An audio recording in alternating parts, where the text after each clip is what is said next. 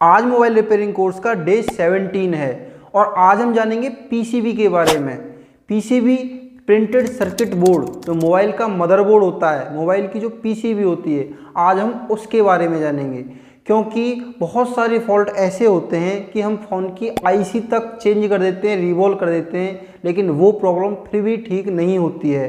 तो वो दिक्कत आती है हमें पीसीबी से। तो आज हम पीसीबी के बारे में ही जानेंगे, क्योंकि अगर हम मोबाइल रिपेयरिंग कर रहे हैं ना, और जिस पीसीबी पे हम रिपेयरिंग कर रहे हैं और हमें यही नहीं पता कि वो पीसीबी है क्या चीज़, तो हम रिपेयरिंग अच्छे से नहीं कर पाएंगे। तो दोस्तों, वीडियो में आगे बढ़ने से पहले एक मैं बात आप लोगों से कहना चाहूँगा कि अगर आप आज मोबाइल रिपेयरिंग कोर्स का डे 17 देख रहे हो, तो ये बात तो पक्की है कि आपके अंदर एक लगन, एक जुनून है। क्योंकि जिनके अंदर कुछ दिन की लगन और जुनून होता है ना, वो पहली, दूसरी, तीसरी डे छोड़ के, मतलब देख के निकल चुके हैं, वो दोबारा इस वीडियो को नहीं देखेंगे। और जो इस वीडियो को देख रहे हैं, तो आप मोबाइल रिपेयरिंग के गुरु बनने के काबिल हो। तो दोस्तों, मैं हूं योगेश भारद्वाज। अपनी मोबाइल रिपेयरिंग और मोबाइल स्पेयर पार्ट्स की होलसेल की शॉप है और मैं 8-9 साल से मोबाइल रिपेयरिंग ही कर रहा हूं। और मैंने अपने इसी YouTube channel my easy knowledge पर मोबाइल रिपेयरिंग से रिलेटेड बहुत सारी वीडियोज़ डाली हुई है। अगर आप उन वीडियोज़ को भी देखना चाहते हो तो आप इस चैनल को सब्सक्राइब कर सकते हो। तो पीसीबी के बारे में जानने से पहले हम डायोड को लाइव टेस्टिंग करना सीखेंगे। क्योंकि मैंने जो डे 16 बनाया था उसमें आपको डायोड लाइव टेस्ट करके नहीं दिखाई थी, और आज मैं आपको इस वीडियो में डायोड निकाल के लेके आया हूँ। पीसीबी में भी दिखाऊंगा कैसी वो दिखती है और उसकी कैसे हम टेस्टिंग करते हैं। पहले ये सीखेंगे, फिर उसके बाद हम पीसीबी के बारे में सीखेंगे। तो देखो, सबसे पहले मैं आपको बता देता हूँ कि जो डायोड ख़राब है उसकी पहचान क्या रहेगी। सबसे पहले मैं यहाँ पे आपको डायोड ही, ये हमारे डायोड यहाँ पे मैं आपको बना के दिखा देता हूँ कि इस टाइप से ये हमारे फ़ोन में डायोड होगी। इस टाइप से ये इसकी लेग, इस टाइप से ये इसकी लेग, और यहाँ कुछ ऐसे करके धारी जैसा खिंचा होगा इस तरीके से। ठीक है, तो ये मैंने आपको बताया था, ये इसकी पॉजिटिव और ये इसका नेगेटिव। ये कैथोड बोलते हैं इसे, और ये एनोड। ठीक है, ये पॉजिटिव और ये नेगेटिव। तो इसमें क्या है कि इसकी जो हम टेस्टिंग करेंगे, तो देखो, सबसे पहले हम मल्टीमीटर को रखेंगे, बीप बजर वाली जो डायोड वाली जो रेंज है इस पे रखेंगे, और फिर हम टेस्टिंग करेंगे। पहले मैं आपको पेज पे इसी तरीके से, ये बड़े बड़े बने हुए हैं डायोड का जो पिक्चर बना हुआ, इसी पे बता देता हूँ, फिर मैं आपको लाइव दिखाता हूँ, क्योंकि इससे आपको और अच्छे से क्लियर हो जाएगा। हो सकता है उस वो छोटा कंपोनेंट है तो शायद आपको इतना अच्छे से दिखाई ना दे। तो देखो, जब हम डायोड की, ये हो गई हमारी कैथोड वाली पॉजिटिव और ये हो गई हमारी नेगेटिव, जब इन पे हम लगाएंगे तो हमारे पास कोई रीडिंग नहीं आनी चाहिए, या रीडिंग हल्की सी आए और आके चली जाए, रीडिंग आए हल्की सी और आके चली जाए। ठीक है, और अगर हम इसको वापस ऐसे लगाएंगे, रेड प्रोब को एनोड वाली साइड, नेगेटिव वाली साइड, और ब्लैक प्रोब को कैथोड वाली साइड, मतलब पॉजिटिव वाली साइड, तो इधर की साइड लगाएंगे तो इसमें हमारी रीडिंग आनी चाहिए। मैंने आपको बताया था कि जो पहले वीडियो में मैंने आपको बताया था कि कितनी रीडिंग आनी चाहिए, तो ठीक है, तो वो 500 से 800 के बीच में रीडिंग बताई थी मैंने, और एक 200 से 300 के बीच में आपको रीडिंग बताई थी। तो वो कौन कौन सी डायोड है उसके लिए आपको वही वीडियो देखनी पड़ेगी। ठीक है, तो अब मैं आपको बताता हूँ डायोड ख़राब है तो उसकी क्या पहचान है। अगर देखो, हमने ऐसे लगाई इधर की तरफ से और रीडिंग आ रही है, ठीक है, लेकिन इधर की तरफ से हमने ऐसे लगाई तब भी रीडिंग आ रही है इसमें, तो इसका मतलब डायोड ख़राब है। कहने का मतलब ये है कि दोनों साइड रीडिंग नहीं आनी चाहिए, एक ही साइड रीडिंग आनी चाहिए। ये सही डायोड की पहचान है। दूसरी चीज़, डायोड पे कभी भी बीप साउंड नहीं आनी चाहिए। हमने लगाई, ऐसे लगाई या फिर ऐसे लगाई, कैसे भी लगाई, हमें डायोड पे बीप की साउंड नहीं, ये जो बीप की साउंड है ना, ऐसे करते हैं हम ऐसे, तो ये बीप की साउंड नहीं आनी चाहिए डायोड पे। ठीक है, तो अगर ऐसी बीप की साउंड आ रही है तो भी डायोड शॉर्ट है।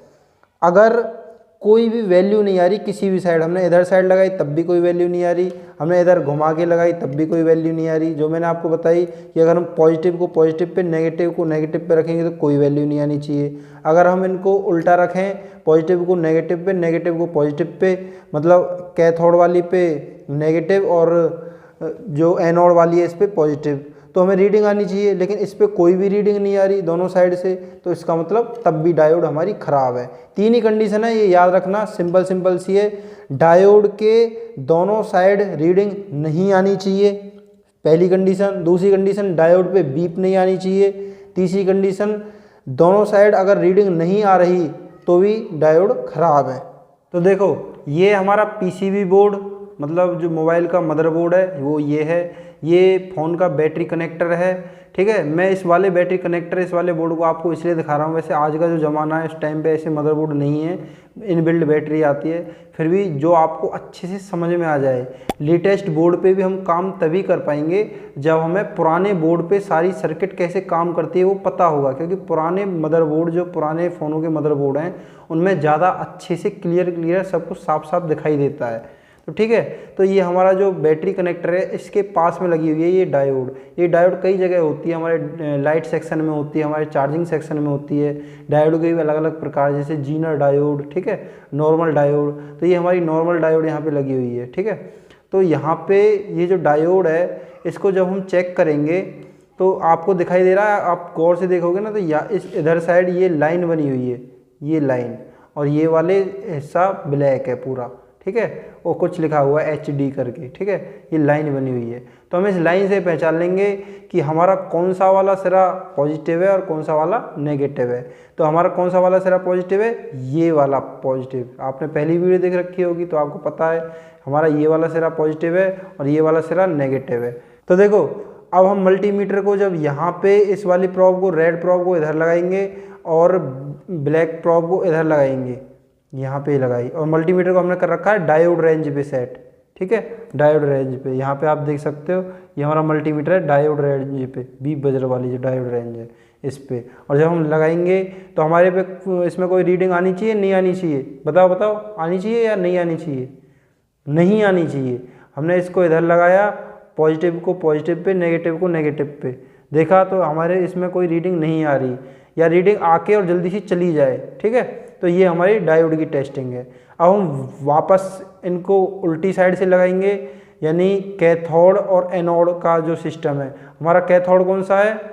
हमारा एनोड ये है, ये वाला जो नेगेटिव वाला है, और ये हमारा कैथोड प्लस वाला। और अब हम लगाएंगे इधर जो इसका ये कैथोड वाला सिरा है, इस पे ब्लैक प्रोब, ये हमारी ब्लैक प्रोब है, ये वाली ब्लैक प्रोब, इसको हमने यहाँ पे लगाया, और यहाँ पे इसको हमने लगाया रेड प्रोब को, ये हमारी रेड प्रोब, ये यहाँ पे लगाया। तो अब रीडिंग आनी चाहिए, तो रीडिंग हमारी आ रही है। यहाँ पे हमारा अच्छे से लग नहीं पा रहा है, ये हमारी रीडिंग आ रही है 422 रीडिंग, ठीक है, आपको अच्छे से दिखाई दे रही है, 422 रीडिंग आ रही है। तो इसका मतलब हमारी ये डायोड ठीक है, ठीक है। अगर हम इस पर लगाएं और इस पर इधर भी रीडिंग आ रही है और इधर भी रीडिंग आ रही है, तो इसका मतलब ये डायोड ख़राब है। अगर हम ऐसे लगाएं या ऐसे लगाएं लेकिन बीप की आवाज़ आ रही है ऐसे करके, तो इसका मतलब डायोड ख़राब है। अगर हमारे इसमें ना इधर से रीडिंग आ रही है ना इधर से रीडिंग आ रही है, तो इसका मतलब हमारी डायोड ख़राब है। सही डायोड की टेस्टिंग क्या है, जो आपको अभी दिखाई दी कि कितने 400 से 800 के बीच में जो रीडिंग आनी थी वो आ रही है, ठीक है। तो यही हमारी टेस्टिंग थी। लेकिन अभी भी हम इस टेस्टिंग को प्रॉपर ठीक नहीं मान सकते।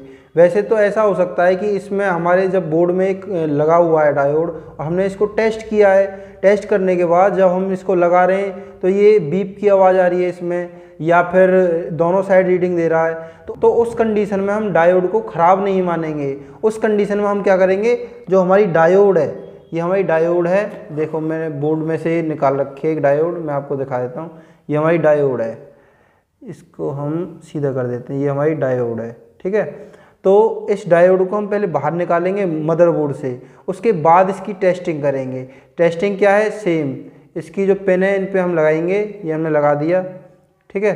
कोई रीडिंग नहीं आ रही क्योंकि पॉजिटिव पे लगाया, नेगेटिव पे लगाया, एनोड पे है, कैथोड पे है, ठीक है। अब इसको हम वापस इधर की तरफ से पलट के लगाते हैं। अब देखो, अब इधर से लगाएंगे तो देखो रीडिंग आ रही है 679, 679 रीडिंग आ रही है। इसका मतलब ये डायोड ठीक है, अच्छे से काम कर रही है दोनों तरफ से।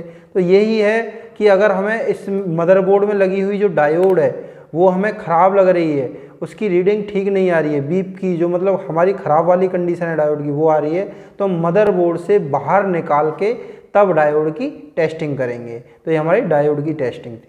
तो देखो ये हमारे फ़ोन के मदरबोर्ड, इस टाइप से हमारे फ़ोन के मदरबोर्ड होते हैं, मतलब पीसीबी, जिनको हम प्रिंटेड सर्किट बोर्ड भी बोलते हैं। अगर आप इनको ध्यान से देखोगे, देखो कितने पतले हैं, ये कितने पत्ते जैसे बिल्कुल पतले से बना रखे हैं मदरबोर्ड, बिल्कुल प्लेन। हम सोचते हैं कि इनके ऊपर ही जो एक कंपोनेंट लगे हुए हैं यही इसकी लाइन है, ऊपर ऊपर ही इसकी लाइन गई हुई है, बस यही है पीसीबी, प्रिंटेड सर्किट बोर्ड। लेकिन ऐसा नहीं है। मैं आपको आज समझाता हूँ कि पीसीबी किस तरीके से काम करती है, मतलब कैसे बनी हुई होती है। तो हम यहाँ पर सिंपल एग्जांपल ले लें। ये समझो कि ये जो है ना, ये जो पेज हैं, ये जो पेज हैं, ठीक है, ये बहुत सारे पेज हैं। इसको, इन पेजों को जोड़ के इसको मान लो ये पीसीबी है, सेम टू सेम ये पीसीबी है। कितने सिंपल एग्जांपल से समझा रहा हूँ आपको। जो हमारी पीसीबी होती है ना, उसमें 8 से 9 लेयर होती हैं। किसी किसी में 7 लेयर होती हैं, 8 लेयर होती हैं, 9 लेयर होती हैं, 6 लेयर होती हैं। अलग अलग लेयर की पीसीबी होती है, अलग अलग तरीके की डिजाइनिंग होती है। हर कंपनी अपनी अलग तरीके से डिजाइनिंग करती है, ठीक है। तो ये हमें पता कैसे चलेगा ये लेयरिंग, ये पता चलता है हमें सर्किट डायग्राम देखने से, सिमेटिक डायग्राम देखने से, ठीक है। उससे हमें पता चलता है कि पीसीबी में कितनी लेयरिंग हो रखी है। वो जब हम सिमेटिक डायग्राम वगैरह सीखेंगे ना, तो उसमें आपको मैं बता दूंगा कि कैसे आप पता कर सकते हो कि इसमें कितनी लेयर यूज की गई है। तो इस टाइप से ये है हमारी पीसीबी, ये एक एग्जांपल मान लो, और इसमें हमारी 7 लेयर हैं, 1 2 3 4 5 6, ठीक है। इस तरीके से 7 लेयर है, 8 लेयर है, ठीक है। ऐसे ये लेयरिंग बनी हुई है। तो और इन लेयरिंग को जोड़ के पीसीबी बनाई गई है। तो देखो कितनी पतली लेयरिंग करते हैं। ये कागज़ की भी अगर लेयरिंग की जाए ना, कागज़ की भी 7 8 9 लेयर की, तो वो भी इतनी मोटी बन जाती है। तो इसमें देखो कितनी बारीक लेयरिंग की होती है, कितने वो कोटिंग कर करके पीसीबी को बनाया जाता है। तो वो मैं आपको दिखाता हूँ कि पीसीबी को कैसे बनाया जाता है।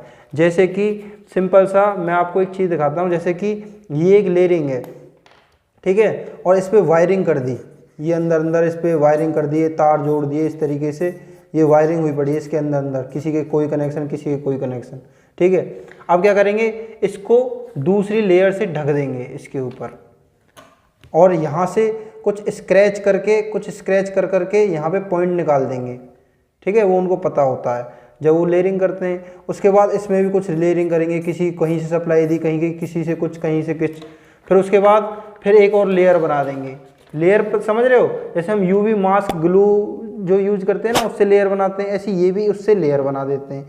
तो वो ढक जाते हैं, जो वायरिंग की वो ढक जाती है। उसके बाद फिर ऐसे ऐसे वायरिंग करेंगे, फिर उसको ढक देंगे, फिर इस तरीके से फिर ऐसे वायरिंग करेंगे, ठीक है, ऐसे जाएगी वायरिंग और फिर ढक देंगे। तो इस तरीके से बहुत सारी लेयर बनाते हैं। मैंने आपको बता दिया 7 से 9 लेयर तक ये बनाते हैं। और उसके बाद ये ऐसे ढकी हुई होती है। और इस जो सबसे ऊपर वाली जो लेयर है, इसके ऊपर हमारी आईसी वगैरह लगी होती है। तो वो जो आईसी के नीचे जो बॉल बनी हुई है, 1 2 3 4, बाई चांस ये कनेक्शन है, ठीक है। तो ये वाले जो कनेक्शन है ना, ये हो सकता है ये वाला कनेक्शन पहली लेयर पे हो, ये फर्स्ट लेयर पे हो, ये वाला कनेक्शन सेकंड लेयर पे हो, ये वाला कनेक्शन थर्ड पे हो, ये वाला कनेक्शन फोर्थ लेयर पे हो, ठीक है। तो ऐसे लेयरिंग में ये हॉल होके पार हुए रहते हैं, इनमें से उसमें से कनेक्टिविटी आई हुई होती है। तो लेयरिंग इस हिसाब से की होती है कि अगर किसी की वायरिंग यहाँ से जा रही है तो दूसरी जो लेयरिंग होगी इसकी वायरिंग यहाँ से जाएगी। इससे क्या होगा कि इसकी अलग है और इसकी अलग है, तो इसका पॉइंट यहाँ निकलेगा और इसका यहाँ निकलेगा, ठीक है। और जब हम यहाँ पे, अब देखो इसका पॉइंट आया यहाँ पे और इसका पॉइंट यहाँ पे, ठीक है, इस तरीके से। तो ये हमारी ये जो कनेक्शन है, ये वाला जो कनेक्शन है, ये आया हमारी इस वाली लेयर से, तीसरी लेयर से। तो इस तरीके से लेयरिंग हुई रहती है। तो इस कंडीशन में मैं आपको बताता हूँ कि जब ये लेयरिंग हो रखी होती है, जब हमारे समझ में नहीं आता है कि हमने आईसी भी रिवॉल्व कर दी, हमने आईसी को चेंज भी करके देख लिया, फिर भी हमारी प्रॉब्लम सॉल्व नहीं हो रही, उस पर वो सप्लाई आनी थी, वो उन बॉल्स पे वो सप्लाई नहीं आ रही है, तो उस कंडीशन में हमें बोर्ड को स्वैप करना होता है। तो देखो कितना सिंपल समझ में आ रहा है ना आपको, ये बस इतना सिंपल सा कंसेप्ट है। और कई कंडीशन में पता है क्या होता है कि ये जो जैसे कि ये वायरिंग गई हुई है नीचे नीचे से ये वायरिंग गई हुई है, सेम वायरिंग एक यहाँ से गई हुई थी यहाँ से, तो ये और ये इसके बीच की जो परत है वो ख़राब हो गई किसी कारण से, गर्म होने से, बोर्ड ज़्यादा हीट होने से वो जो कोटिंग थी वो ख़राब हो गई। तो ऊपर वाली ये लाइन थी और ये नीचे वाली जो लाइन है, ये वाली लाइन, ये आपस में शॉर्ट हो गई।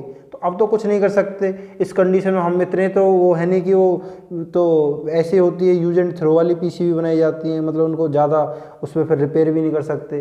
तो उस कंडीशन में हम क्या करते हैं कि बोर्ड को स्वैप ही करते हैं। लेकिन अगर आपको इन लेयरिंग की जानकारी लेनी है कि ये लेयरिंग क्या है, तो एक सॉफ्टवेयर आता है एक सिमेटिक का, उसका नाम है ES-Tec सिमेटिक सॉफ्टवेयर। तो उसमें आपको लेयरिंग की भी जानकारी देते हैं। फ़ोन में एक पीसीबी होती है, एक सब पीसीबी होती है, ठीक है। तो सब पीसीबी और पीसीबी दोनों अलग अलग हैं। जैसे ये होती है पीसीबी, ये जो मेन बोर्ड होता है इसको पीसीबी बोलते हैं, जो हमारा चार्जिंग पत्ता होता है उसको हम बोलते हैं सब पीसीबी, ठीक है। तो उसमें तो ये इन सब की लेयरिंग दी होती है कि इनमें कैसे कैसे लेयरिंग कर रखी है और कैसे कैसे इनमें वायरिंग हुई पड़ी है। तो दोस्तों आशा करता हूँ ये आज मोबाइल रिपेयरिंग कोर्स के डे 17 से आपको आज बहुत कुछ सीखने को मिला होगा। मिलते हैं मोबाइल रिपेयरिंग कोर्स के डे 18 में।